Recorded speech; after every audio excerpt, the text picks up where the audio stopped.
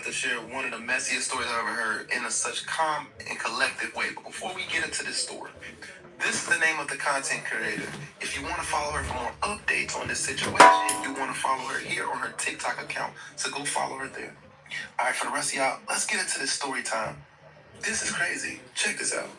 So imagine this is to call you because it's the weekend and she want to get out with you. She feel like y'all ain't been out in a while. Now at first you told her nah, you was gonna chill at the house. You done had a long week. You didn't really want to do too much. You had just started a new job. You were a single mother of two, and you just now starting to go back to nursing school, so you are overwhelmed. But then after you got out the shower, you thought about it. You know what? I need this weekend. I need this moment. Bitch, I need a drink. So you call your sister back and you're like, you know what, girl? Yeah, I go out to the lounge. Happy Saturday, y'all. What time you talking about? Because she's like, oh, so we can go. So you like, okay. What's up? You go in the closet, you find you something to wear, one of your sexiest dresses. Because you can't go wrong with a black dress. So you decided to go ahead and put a dress on, throw yourself on some heels, you did your makeup while listening to Boys to Me, listening to H-Time. You just basically listen to all the old schools. Pretty much to put you in the mood to go out. So your sister called you. She said, hey girl, who driving me and you? I said, well bitch, I'm planning to drink. Are you gonna drive? She said, no, I want to drink too. So y'all both agree to get a Uber. She drives over to your house. You already dressed. She's dressed. Y'all call the Uber and y'all go ahead and hit the tank. Now while y'all ride to y'all destination, your sister looking up like she's up or something. So you're like, bitch, what is it? She said, oh, I forgot to tell you. A guy invited me to this lounge and he brought his friend for you. Because she know that you have not dated in 3 years. She's tired of you being single, and she's the only one who is out here dating. You like, that is not what I want. That is not what I need. I'm very happy by being single. She said, well, bitch, do it for me. But you go ahead and swallow the pill and do it for your sister. Now, y'all get to this lounge. You notice the friend. He's waving y'all to show y'all where they at. You look. You see the friend.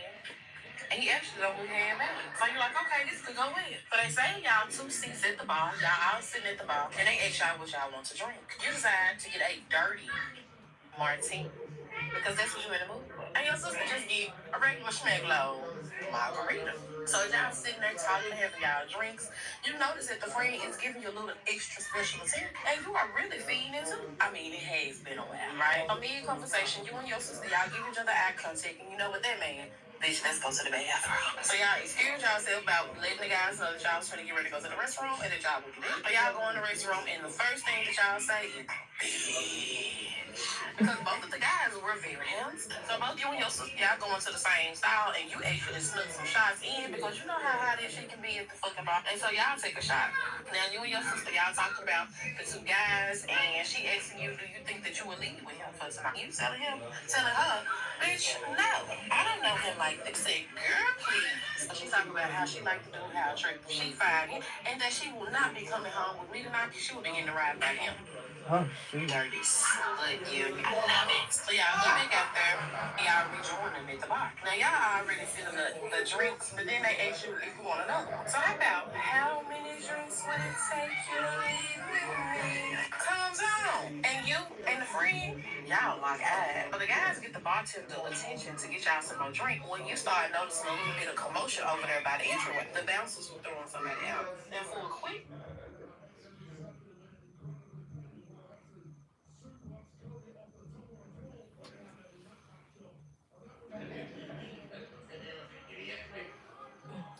so, hey y'all, come on in.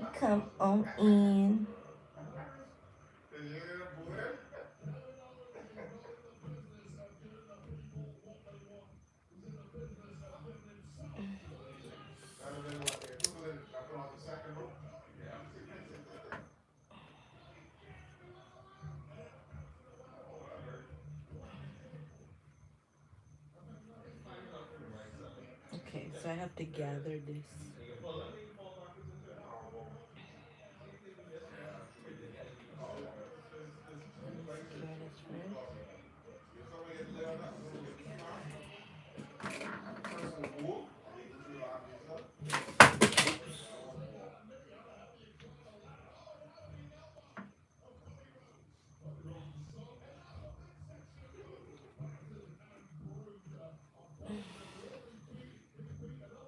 Oh.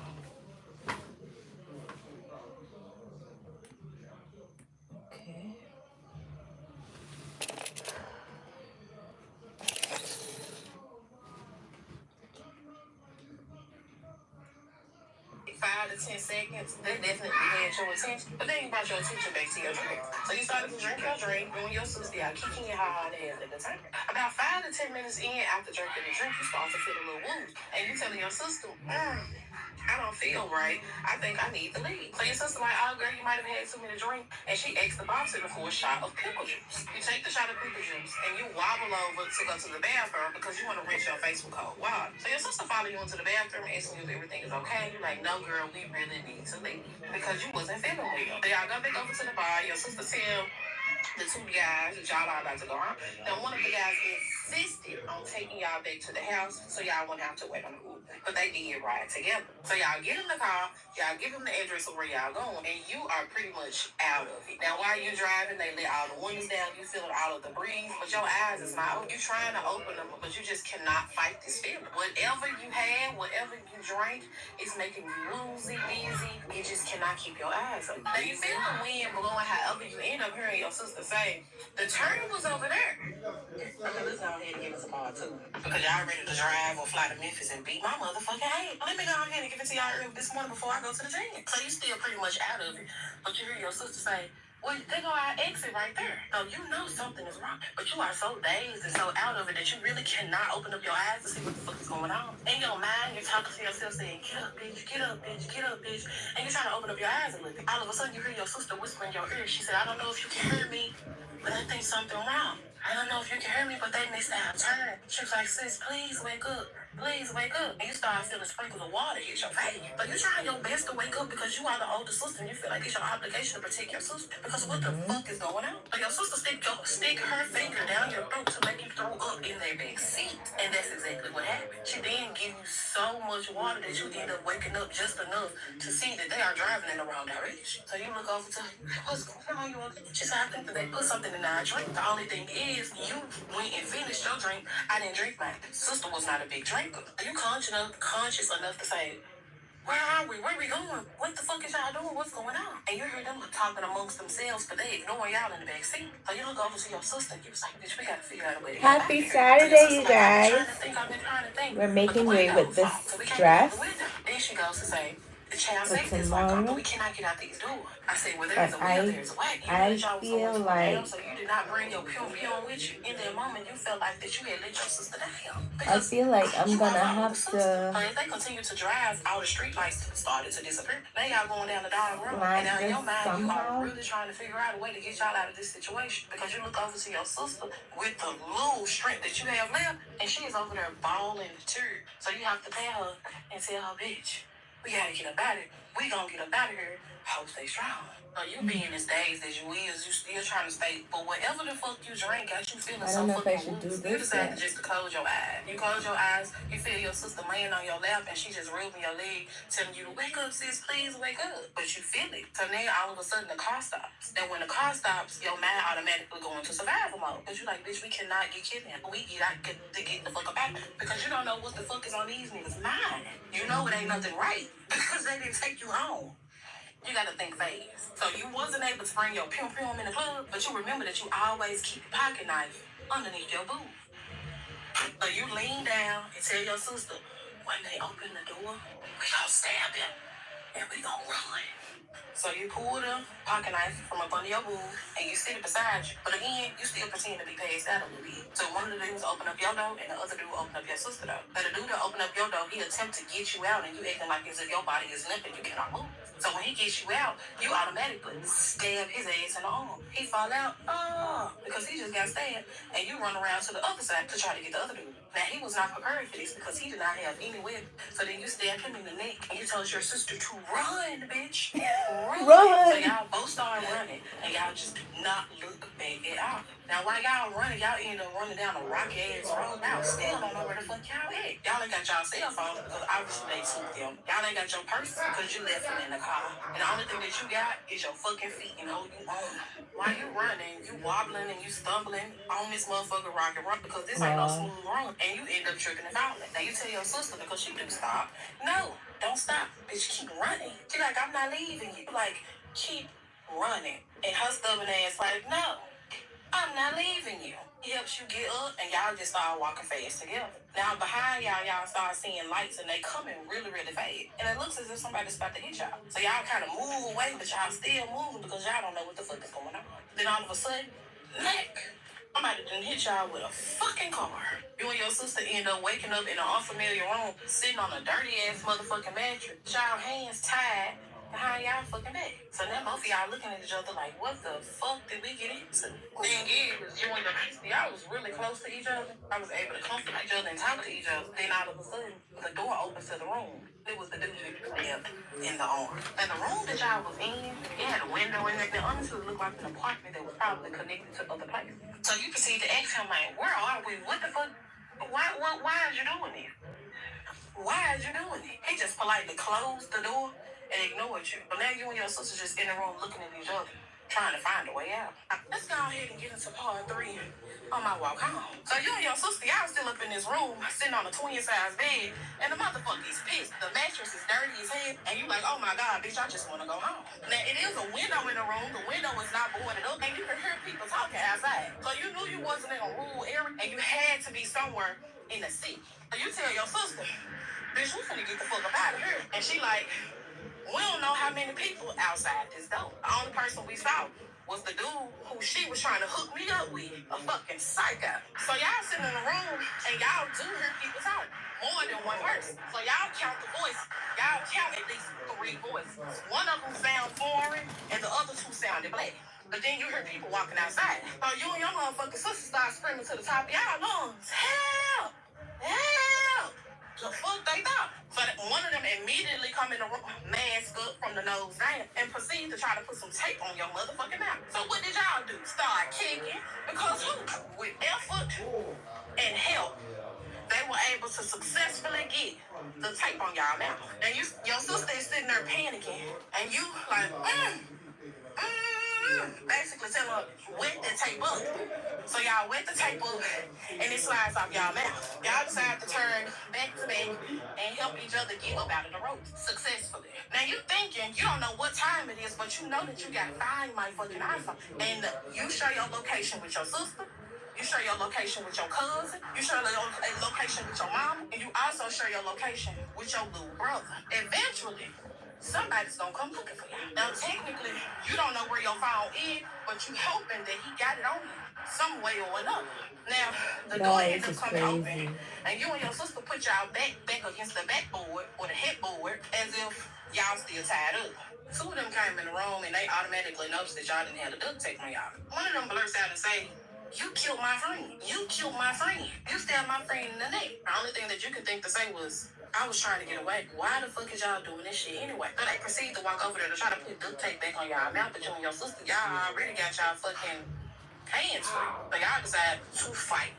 So both of y'all start kicking them, fighting, punching, throwing shit to the wall, just basically trying to get the fuck up there. And y'all was able to actually break free. Y'all made it to the front door and ran down a little bit and automatically started seeing Memphis Police Department. When y'all saw Memphis Police Department, y'all automatically ran to one of the officers and he asked you your name.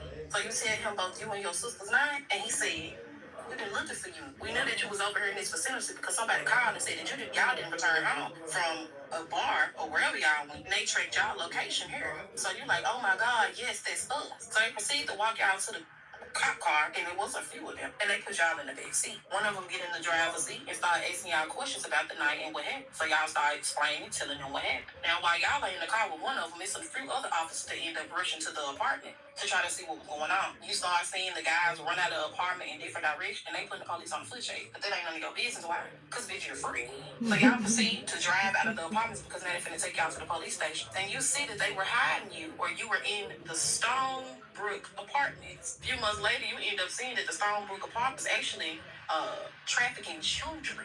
And you thank God that you and your sister was able to get free because who knows where the fuck y'all would be. Came home, hugged the shit out of your kid, and you ain't been out since. Because, bitch, now you are traumatized. I hope y'all enjoyed this story time. I got some more coming, so stay tuned. No, I ain't gonna lie, this is a pretty crazy plot twisting story. Like, I did not expect that to go the way it did. Now, did anybody else expect that to go the way it did? Because I did not. I did not. My mind, I thought she was about to just say, like, oh, I finally got out the house and I had a date. It was a good day. Everything worked out. Blase, blase. Did I expect it to turn into kidnapping? No. Murder? No. And possibly trafficking? Nope. Absolutely not. This girl, low key, this big sister right here, she's a hero. If you like, she's a hero, and she just tells the story like it's not the most traumatizing thing ever. Like you were literally kidnapped and possibly almost trafficked off. Like this story is ridiculous. Make sure y'all follow her for more updates and let me know what y'all think in the comment section. Have you ever experienced this? If you're comfortable with sharing that, share it down below. Wow. Until the next video. That's a crazy story. Alright, so this lady has went on a 2-part, maybe possibly a 3-part series on about how her niece slept with her man. This is crazy. Alright, so this is where I found the video. This is the original content creator of the content that you're gonna see. Her name is Raven Dixon, but she goes by Zooty with the Booty on the Top Cap. So if y'all want to follow her for more updates,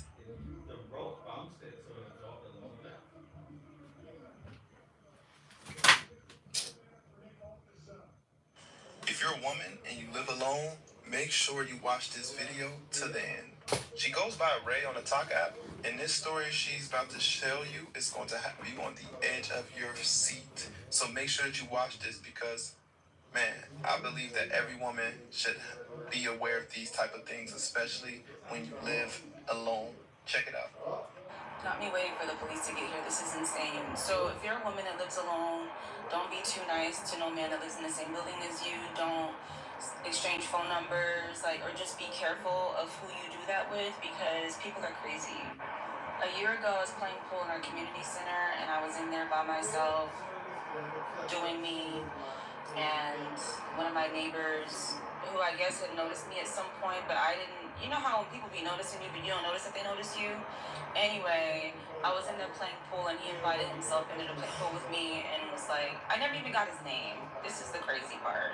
Never got his name, but he was nice and stuff, and so he asked for my number, and I gave it to him.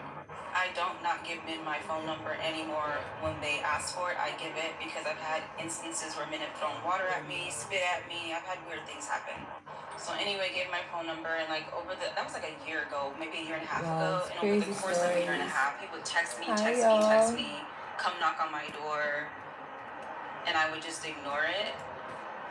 But I was like kind when we did exchange. I can't remember what day I'm on my 30 days live stream challenge.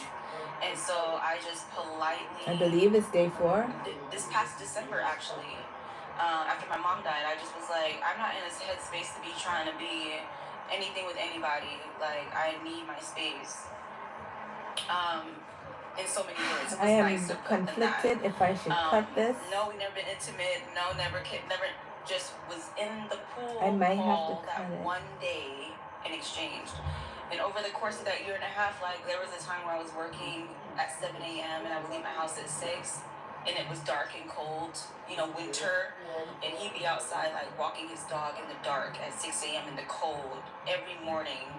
The time that I leave my house to go to work, it was just creepy. So anyway, since then, someone's been knocking on my door in the middle of the night, messing with my doorknob. I have a lock that I lock my house with in the inside, so I don't even really, at first I was scared of it, but then I'm like, can anybody get in here? But he knows the kind of car that I drive. And yesterday, I woke up to my power being out, and I thought it was maybe an outage, so I didn't really think too much of it. But I called the power company, because I'm like, it's been 24 hours since I have power, which is not normal. And so my power company was like, we don't show an outage in your area. And they were like, go reach out to maintenance and see what's up with your main circuit breaker. So I found the maintenance guy outside. He walked me to the circuit breaker. Girl, somebody turned the power off to my particular unit, just mine. I don't know anybody else in this building. That's the only person that I've ever talked to, exchanged with. And it wasn't even consistent. It was just niceties. So, alright, so I gotta. Insane though, the men that can't handle rejection, bro, y'all be scary. Don't forget to hit that follow button. Let me know what you guys think about this in the comment section below. I don't know if it's my mannequin being too small or I don't want to cut. Imagine sitting on your couch enjoying a peaceful evening when a man aggressively knocks on your window, claiming he's protecting you. But is he?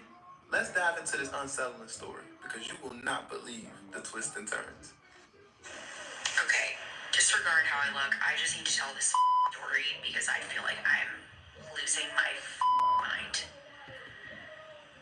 Tonight, I was sitting on my couch watching TV, and my blinds were not drawn, and so you can see this is my apartment.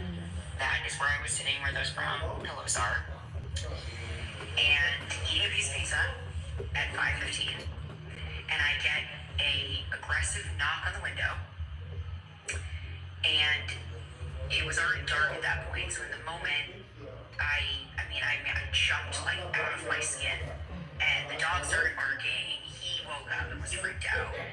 And when I jumped off the couch, I looked outside, and it was hard to see because it was dark. But there was a man standing outside the window, kind of like pointing me to the door of my patio, saying like, "I need to talk to you," basically. And so I opened the patio door, and my reaction in the moment was I was like very startled. And so I had my hand on my chest, and I was like, what's up? Like, why are you here? And his reaction was to be like angry at me for, I don't know, being startled. So he starts telling me that I need to calm down. And I'm looking at him like, I don't give a shit, just tell me why you're here. So he eventually, as I'm sort of like trying to de-escalate this, says, "I just caught someone taking pictures of you through your apartment window, and I scared him off, and, like basically I'm a good guy, and I'm here to tell you that someone's taking pictures of you through your window." And so my first reaction is to say like, "What do you mean? Like, what did he look like? Like, tell me more." And so he says, I don't know. He had a scraggly beard, and he was wearing like tattered clothing. That's what he said. And he said, "This is the second time I've seen an incident like this at this apartment." So at that point, he says his name. I didn't catch it. He tells me he lives in the building, and I thank him, and he walks away. And so in the moment, I didn't know what to do. So my first thought was to call the apartment building and tell them what happened. And the woman said, "I'll go and, walk the grounds and see if I see anything." So she never called me back. So then I'm like even more freaked out because I'm like, okay, that she doesn't call me back. There's potentially someone outside taking pictures of people. Like, what is going on? So I get a knock at the door, and I assume, great, it's the apartment. They're here. Security is here to just like check in, whatever. And I get to the front door, and it's actually the guy that knocked the window. And so how are you? How have you been? Because I felt safe enough to do so based on, being in a brightly lit apartment hallway with many other people around. And he says, I'm so sorry. He says, "But I've never been yelled at by a woman before." Well, what? And my reaction to that was to think, you're sorry because I yelled at you? Not you're sorry that you startled me? It was just very strange. And so then he hands me a gift, which is a, nicely boxed, fragrant soap. And he says, "This is for you. I'm so sorry, and I'm a good guy." And he tells me his apartment number, and, tells me his name. He tells me his dog's name.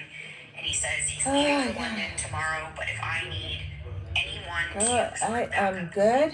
Just trying to close this top up trying to figure out how to close this top up a little more than the original design.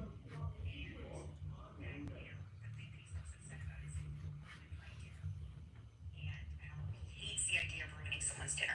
I'm trying to figure out. And so in this moment, all I'm thinking is, I just want this guy to tell me more about the person that was taking photos of me, right? Like, so I say to him, like, dude, man, we're good, right? Just tell me what you know about this person so that if I'm walking my dog or I go out to our parking garage, like, I know what I'm looking for.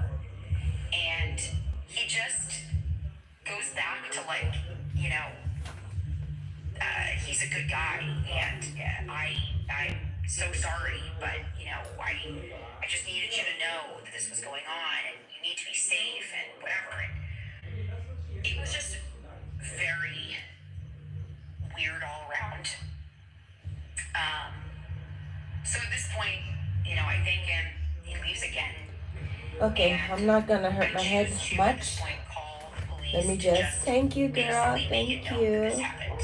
Because as a woman, my thought is, let me just do what I feel like I need to get done. If they believe me that there was a previous incident, I should just get this documented, right? So the police very quickly, to their benefit, send out 2 police officers, 2 men, and they come out. They don't even come into the apartment. They stand outside, ask, to see anything more. I give them the details of what happened. I tell them the exact story I just said. And one of the officers asked some questions. They both kind of said they felt like the guy in the apartment was most likely the perpetrator. But their reaction was to say, it sounds like he just wanted to talk to you. And maybe he was just a little bit weird. And so at this point, I'm starting to think, wow, this is really disappointing, right? That as a woman, the reaction that I'm getting to this very violating incident sounds like he just wanted to talk to you, right? And when people want to talk to you, they just knock on your windows and they just violate your privacy. And so I said to them, I said, yeah, I just really want to get this on the record. And they said, sure, no problem. If you ever need anything else, we're going to patrol. We'll come back out. And then the second officer says, another woman called us not too long ago, and she's also someone that left her blinds down, and she would be doing things that guys would just balk. So you should get a ring camera. You put your blinds up. I said to him, I was like, yeah, it was 5:15, right? Like I don't think I need to necessarily feel guilty that I wasn't running to close my blinds at 5 in the afternoon. But point taken. And then as they're about to leave, he says, oh, and one more thing, can you pull your phone out? I want you to Google something. Sure. Pull my phone out, pull Google up, and he says, I want you to Google women empowerment classes. And I just looked at him and I said, okay, like, I appreciate that, but the level of disrespect as a woman to feel like you've been violated and that every single person's response that you speak to is to give you advice on how to protect yourself. No intent to go talk to the guy who said he would give a claim. I gave him his apartment number. No intent. Apartment building. Didn't even call me back. No intent. The guy himself scolding me for being startled. Scolding me, asking me, why my blinds were down, right? Like, as women, this is what's wrong. We should not feel guilty that at 5 in the evening, it's our fault that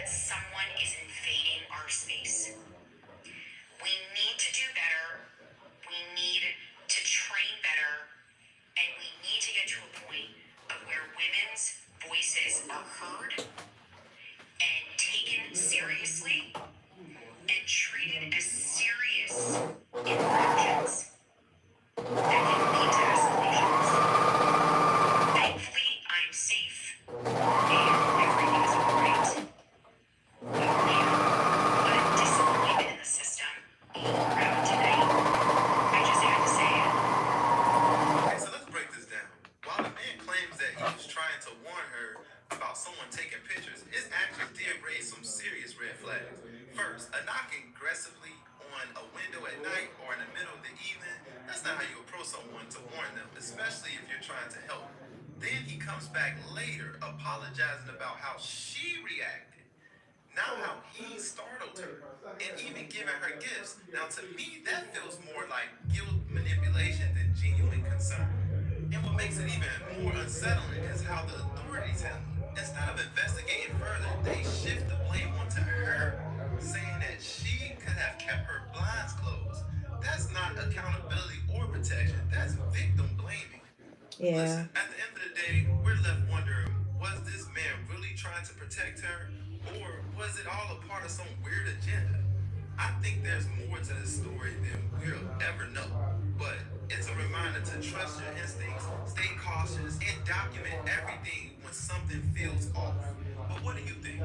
Was this guy genuinely trying to help, or do you think his behavior was suspicious? Let me know in the comments.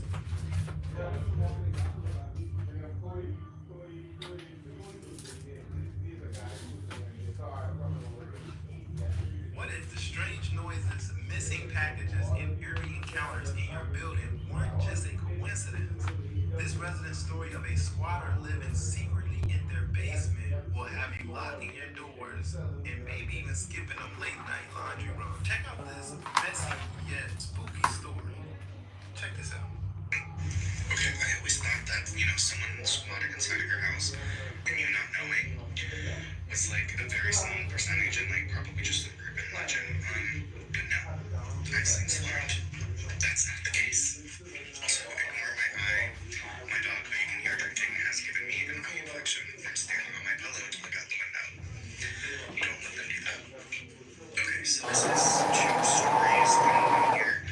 I have to say one to corresponding to the next one. Okay, so sorry in advance if this is going to be a little long, but everything is going to be another video. I recently moved to the city of Portland, Oregon, from a small town like South Carolina. It's not quite as big, but in comparison to a city like this, is a big town. And I live in a beautiful 110-year-old apartment, I believe. I don't live in the greatest area, but I don't live in the worst area. And it's a beautiful apartment. I can afford the rent. They didn't have great restrictions on my bill, so we were happy to move in. I moved in July, and there have been no incidences. It's perfect. The neighbors are nice. It's quiet. There's been, some people yelling outside and craziness happening in the middle of the night, but for the most part, it's a really great place to live. And 2 weeks ago, I was here at home. I work from home, so I'm always in my apartment. And there was construction work or electrical wire work being done right outside my window here. And someone had let a person who was not well in our building off of the street. We have a security code. We have 24/7 security. So things like that shouldn't happen.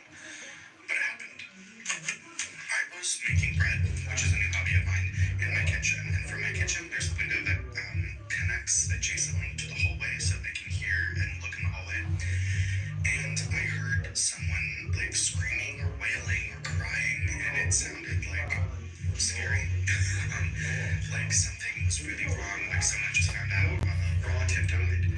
And my neighbor's mother was in the hospital recently, and she had briefly told me about that. And I was worried that it was, her crying because she had found out something had happened to her mom. And as I approached the door to open it to, see if she was crying in the hallway or something for me to like try to, comfort her or something, it turned into an animalistic, like growling, almost demonic. And I was like, what the fuck is this now? So that noise scared me and freaked my dog out. I was trying to keep him from barking because I started to think that it was my neighbor and maybe a friend. And then she, or they, I don't know, to this day, honestly, started crying. And I opened the door and I was like, okay, maybe they were just like angry at the world or something. And I tried to open the door, and as soon as it opened, unlatched, they started screaming in the direction of my door. And in my hallway, there's 4 apartment doors So they were like right next to me. So I slammed the door shut. I locked it. My dog proceeded to freak out. I was freaking out. I thought, oh my god, I just let them know I was here. What if this person's not well? Why did I do that? Why did I have to care about my neighbor? Why can't I just be selfish? And that proceeded to go on for, I want to say, like 15 or 20 minutes. And I live in a part of the building that's kind of hidden. When we moved in, we got lost and we couldn't find our apartment. And someone who lived here for years couldn't find our apartment. We're through a little hidden fire door thing. Anyway, but they were in that little hidden compartment, and it's like through a heavy door, and I don't think any of my other neighbors work from home.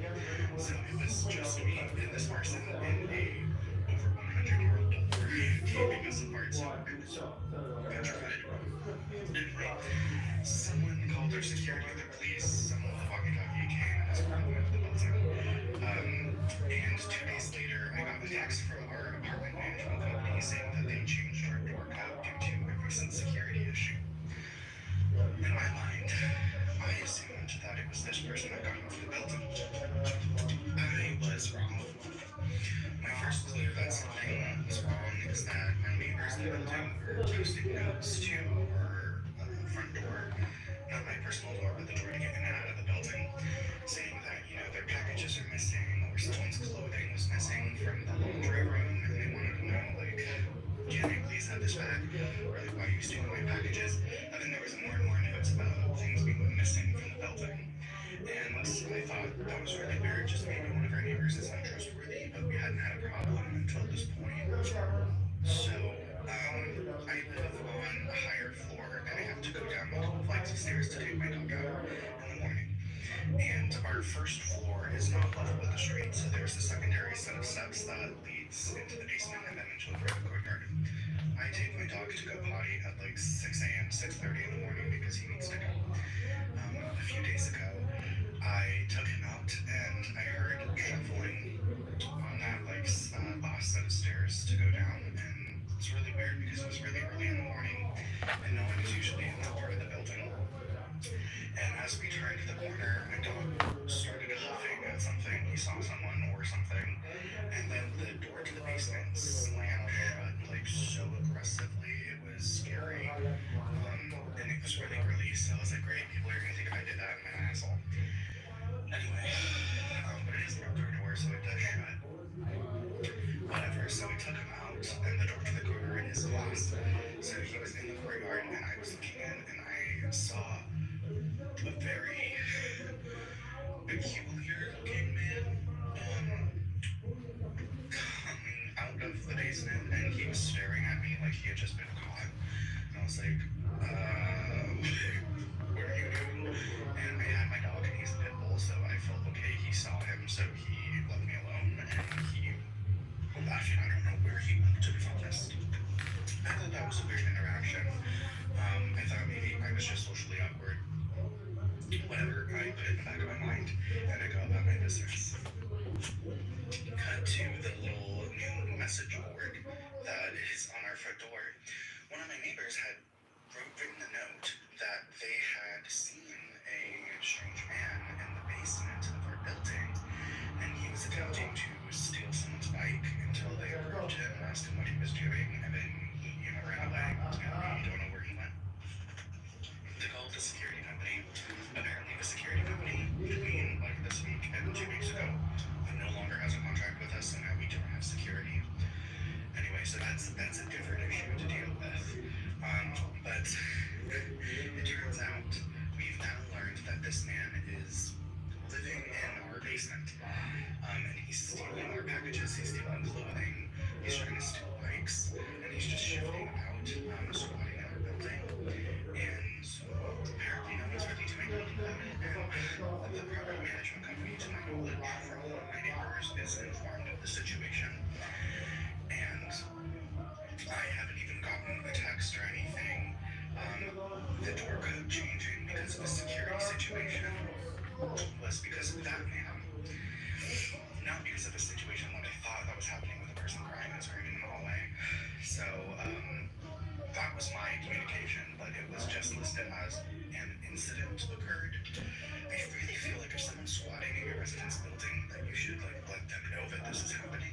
And anyway, now I'm terrified to go into the basement, and that's where our laundry is, that's where our trash is, that's where our recycling is, and it's very creepy down there to begin with.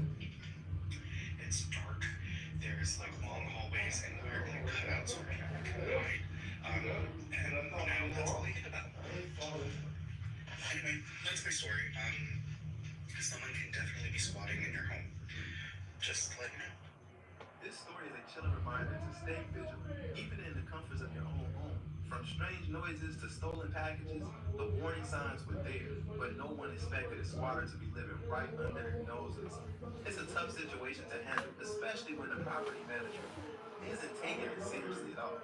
So, what do you think? Should the residents band together to demand actions, or is it time for him to just pack it up and move out? Let me know your thoughts below. And if you've ever experienced something like this, I'd love to hear your story too.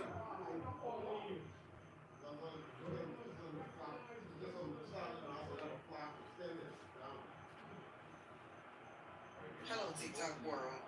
I'm finally ready to tell my story. The storyline is my mom and other family members continue to support the pastor that essayed my son and other young men in the church. I will tell my story without giving the drastic details, but I will tell enough that you know how to either read between the lines and get it or not. But I'm not willing to exploit my son just to expose this perpetrator. But we met this preacher back in 1994, 95, somewhere up in that area. I'm not sure what year it was. Anyway, he came to our family church and a revival, very charismatic. He could really preach a good message and he could keep your attention. He would prophesy. He was, I think, a prophet at that time. He was calling himself Prophet Gibbs. I'm not sure. But anyway, I'm going to call his name because he is now a registered sex offender, and that is public information. All right, so listen, I do have all the parts put together. Now, I know you probably saw this video before, but let me tell you why it's different in this video. I Ooh. did go through the video and I did make a lot of cuts. Now, this video was originally 4 hours long, so I was able to trim it down quite a bit. Just a lot of repetitiveness. I took a recent poll and you guys was telling me that you wanted me to cut out the I'm not repetitive willing to listen to so this you guys for 3 hours. what would you do if your perfect day took a horrifying turn? This story will make you question everything about trusting strangers. Check out this messy story. Story time on why you should be really careful about who you're dating. So, this is a true story, friend of a friend kind of thing. There was a young girl, she lived in New York City, and she was on a dating app and matched with this, young guy. He seemed like a really great person. He had his stuff together, good job, lived local to the area. They talked for a few weeks, everything was going really great. No red flags, all of that good stuff. He decides to ask her out one night, and they end up going to, she agrees, they end up going to this really nice restaurant. He pays, he's a All gentleman, right, he y'all, let's rents go things back on the there. They wrap up the machine. I night had and to they take both off go to their some respective homes. And after she some gets of the settled in fabric her from the apartment, she bust. gets text from him saying that he lost his key and he's trying to get a hold of his roommate. His roommate isn't home, but his roommate is also not answering. So he's kind of like stuck outside of his apartment, just sort of like telling her that. And she just kind of figures, all right, I'll invite you over. So, maybe give him a little bit of time to figure out what's going on, either find his key or get in contact with his roommate. So he comes over to her apartment and they have, a really nice chat. They sit on the couch. Finally, she decides that she's going to go to bed. She doesn't know why, but she goes into her own bedroom, which has a door, and she ends up locking it. And it's just one of those things that she felt like she needed to do, which I totally like. New people in your space. Sometimes it's nice to just be extra cautious. So she goes to her bedroom, she locks the door, and he's sleeping on the couch. Around 3 in the morning, she wakes up to a knocking on her door. It's her date, and he asks her if she has a cell phone charger because his cell phone is dead and he needs to charge it. This is the part where it gets like really crazy. So she tells him that she has one and it's on the kitchen counter. And she just tells him this through the door. She doesn't get up, she doesn't unlock the door, she doesn't go and find it for him. And I'm thinking to myself, if this was me, I would totally get up and grab it for the person and give it to them and then be like, all right, anything else? Good night. He says thank you. He goes, he grabs the charger, whatever. She doesn't know. She just goes right back to sleep. A few minutes later, he knocks on the door again. He said it's not working. And does she have one in her room? At this point, she's thinking that there's something up. She decides to call the police, which, once again, good for you, girl, for having the instinct to connect with the police. The police show up to the apartment. They knock on the door. She hears some commotion going on. And then she gets a knock on her bedroom door, because, mind you, she hasn't come out this entire time. And it's a police officer. And he said, we've cleared the apartment. We have him in custody. We really need you to come out of your room so you can take a look at your apartment. She opens the door and walks out, and she sees that her entire living room is plastic. And there is a set of power tools sitting on the floor. This girl, because of her instinct to not open the door to a weird request for a phone charger in the middle of the night, saved her. Before you decide to take someone home or let them stay at your place, think twice about it. This story is powerful. Wow. To trust your instincts, even when everything seems normal on the surface. That split-second decision to lock her door and call the police saves her from something terrifying. It also makes you think about the dangers of letting He could have kicked her strangers bedroom into door your space in. too soon. Sometimes it's better to be cautious than regretful. But what do you think about this story? Wow. Have you ever had an experience where your gut feeling protected you? Let's talk about it in the comments section.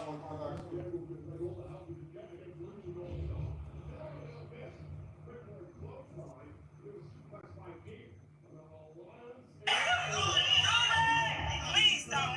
No, he's a kid.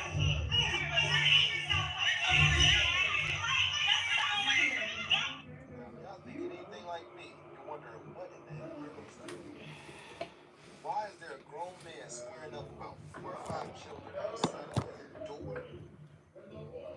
It don't get no messier than this.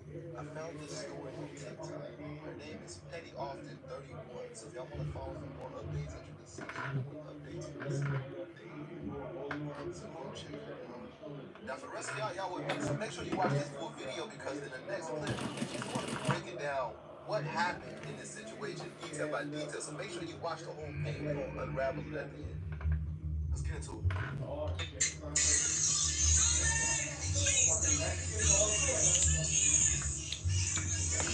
So this is a situation within my apartment complex. So my building is the newer building. It was just recently renovated, and we are the new tenants in this building. As you can see, like the other buildings are like blue, and then across the way is like the office. So this is more the renovated building.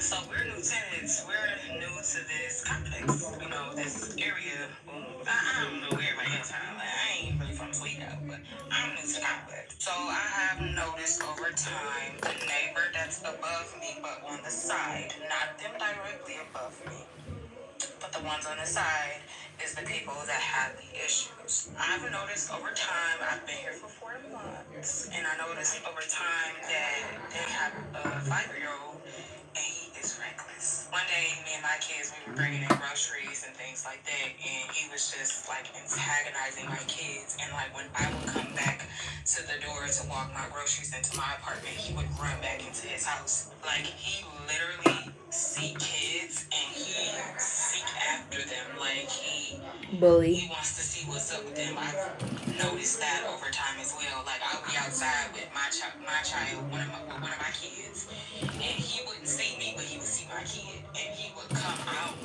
literally Bully. just to see what's up with that kid. Like he owns the building. But long story short, he is like one of those kids. He's one of those kids. I've noticed like he would get into it with the other kids. He would make the other kids hostile.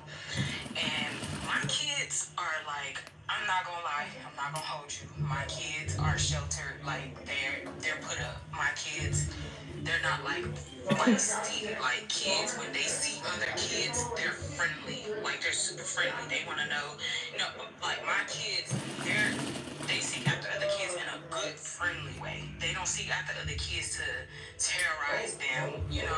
My kids never had that energy, and my kids don't do well with bullying. So I'm just like, to avoid it all, I'm just not gonna let my kids go outside. So I've been depriving my kids from going outside because of this very kid. But anyways, again, long story short, he hasn't been antagonizing other kids. No matter what size they are, he has been messing with other kids. And I guess this particular day, he hit another kid with a rock. The kid went and told their mom. The mom is the lady that's in the black tank top that's in front of him, trying to chew him out. Mind you, she's the only parent that came from the other side. And I guess she's just the mom of the boy that got hit. Now, mind you, all these other kids, they're coming to the rescue as well because apparently, he did something to them too.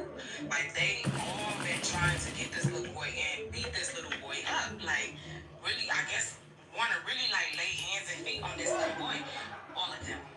The situation been going on for about 40 minutes straight, and all of them would not leave until they got a piece of this little boy. Well, the dad basically, he comes outside. He's just like, y'all not finna jump my baby.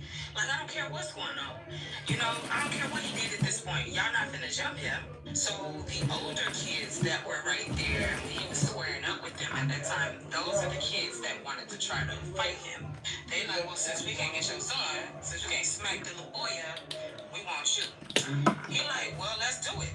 The mom of the little boy, the little 5-year-old, is the wife of the man that was squaring up with the kids. She was the one that was saying, do it. Go get your gun. I don't know if we can say that on here. I don't know if we can. Anyways, I'm just keep going. So she was the one that was saying, do it, do it. And I was kind of the one that was like, please don't. Trying to like de-escalate the situation. And I even talked to him when he came back in. I'm like, please don't. You know how, our complex managers, how they be acting petty. They just try to evict old girl just 2 months ago, and then they be on our butts about this. And I guess because we the new tenants, they trying to really buckle down on us and then work on the rest of it. And that's just the vibes the managers have been giving me. But I tried to talk to him a little bit. So far, that happened Friday. Today is Sunday. I have not heard the little boy outside. 'Cause when he's outside, you can hear him. I haven't even heard the little boy in his apartment because I'm telling you, these walls are really thin. I can hear the neighbor on that side upstairs. I just feel, somewhere along the line, he needs to take accountability for his son. Especially if you know you have a bad kid, you even send them outside for that reason, for them being a bad kid. You need to step up somewhere as a parent and, really discipline your kid. You don't have to beat your kid. I don't have, like me, I don't have kids that get beaten. My kids get talked to. My kids get punishments. My kids earn things. Et cetera, et cetera. Like, their punishments could be, like, as far as standing in a corner for an hour. And my youngest, he don't like standing in a corner. It is actually pain to him. You get what I'm saying? You don't have to, like, really physically hurt your children to get them in line. Yeah. And I feel like, it needs to, I don't know, because his is bad to the point where the little boy probably need counseling. I don't see him being a gentle parent as far as that little boy. But he needs to start somewhere and do something to get that energy or that mean streak that little boy has in him. He needs to start somewhere and get that out of him. And I think counseling would probably help. Like, you go talk to somebody, they ask them, like, like, why you have so much energy? Or, try to get the little boy calm down a little bit, because he literally, like, he seeks after other kids to taunt them, to antagonize them, to start mess with them. And I don't know why, but that's the reason I don't let my kids go outside. All right, Chad, now listen, this is a short part two, but you can hear the father in the background yelling at the kids, saying exactly what this lady said. So you think this lady's story is off? This is going to bring more context to it. Check it out. That's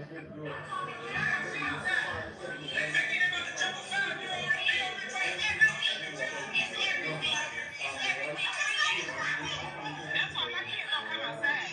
And my kids don't.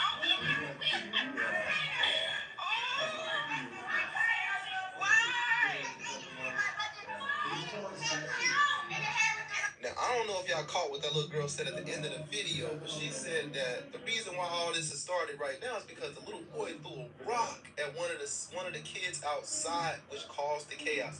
Now, listen, now that we got the full story, do y'all feel like these kids are out of pocket, or do you feel like the dad is out of pocket? The dad out of pocket. Now, me personally, I understand why the dad feels the way he feels, because he's probably out of the loop. He didn't know that this stuff probably was happening. All he sees big kids right here trying to come and jump his son. He's like, what? But the whole story is that I know the lady's telling one side of the story, and obviously we only got one side of the story. I haven't heard his side of the story. I don't even think he's doing any story parts on this. So we just got to go with what we have. What would you do in this situation? A little boy threw a rock, and the same little boy has been terrorizing them for months, since they've been there, she said. What would you do in this situation? I mean, I feel like these kids, honestly, they out of pocket too, in a sense, because I get it, y'all hot, y'all mad, but all at the same time, they are kids. Like, they're kids. What do we expect as adults from kids? Like, they're emotional. Of course, they're gonna be here at your door trying to jump a grown man. Obviously, they're not gonna win. But the whole point is, and then they talking about go get the GUN for a kid. Yeah, y'all need to stay in the house. Stay in the house. Stay in the house. Stay in the house. What do y'all think about this? Let me know in the comment section. This is a messy story.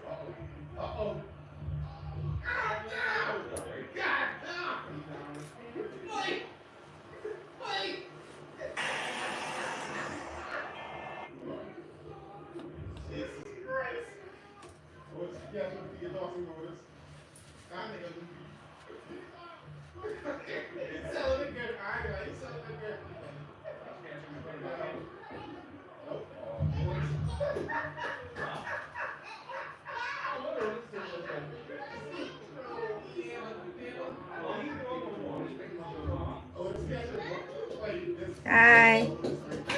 Hi. What am I You got dollars? Yes. Who gave you dollars? Nana. Liana give you dollars? Yes. Okay. You're down You here. show it to Mimi? Yes, you're Go show Mimi dollars. okay. Down here. You wanna put it down there? Yeah.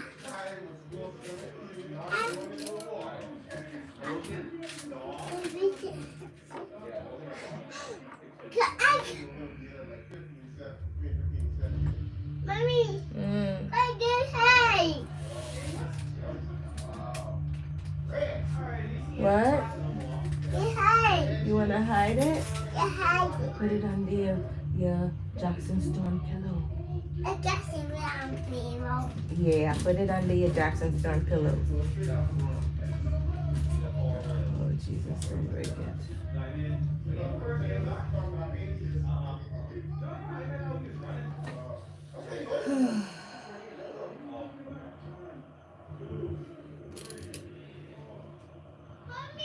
Hi.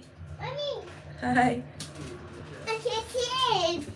You scared? Okay, come. Let me go with you to put it under the Jackson Storm pillow. Oh, don't push, Kaylin.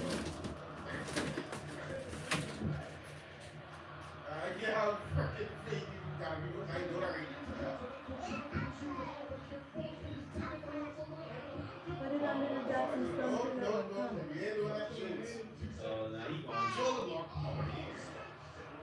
I thought over here.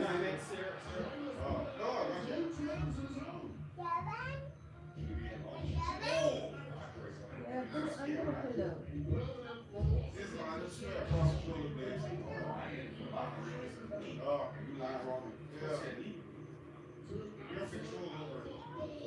Okay, come, hurry up.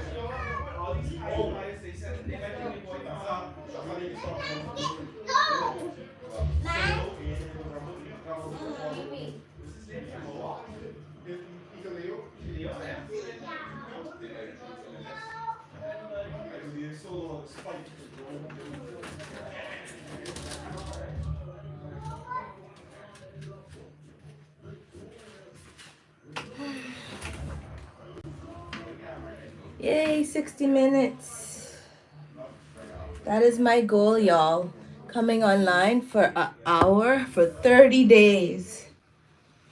30 days challenge.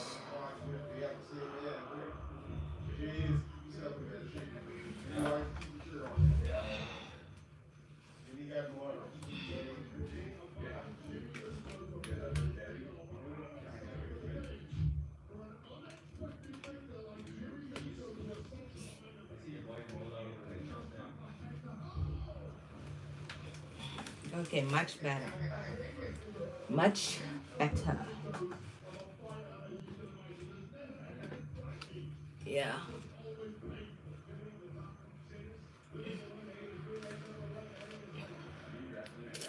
So much better. Who's on here with me? Who's my one person? Ashlyn, are you still here? I usually have like 10 or 12 people. I guess it's Saturday night. Everybody is out enjoying life. I don't really go out like that anymore. So,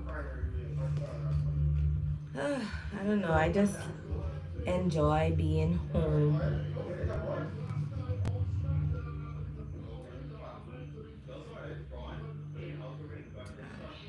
Snag nail. And I don't have my.